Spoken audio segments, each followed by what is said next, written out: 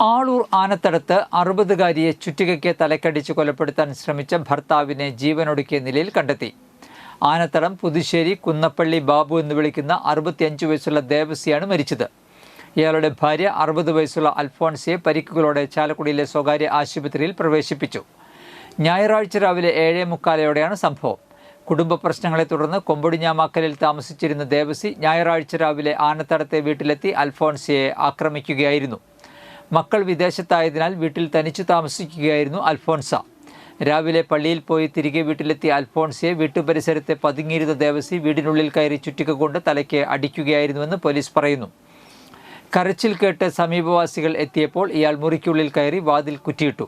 പിന്നീട് ഇയാളെ ബെഡ്ഷീറ്റിൽ തൂങ്ങി മരിച്ച നിലയിൽ കണ്ടെത്തുകയായിരുന്നു. പരിക്കേറ്റ അൽഫോൺസ ചാലക്കുടിയിലെ ആശുപത്രിയിൽ ചികിത്സയിലാണ്. ആളൂർ പോലീസ് സ്ഥലത്തെത്തി മേൽനടപടികൾ സ്വീകരിച്ചു.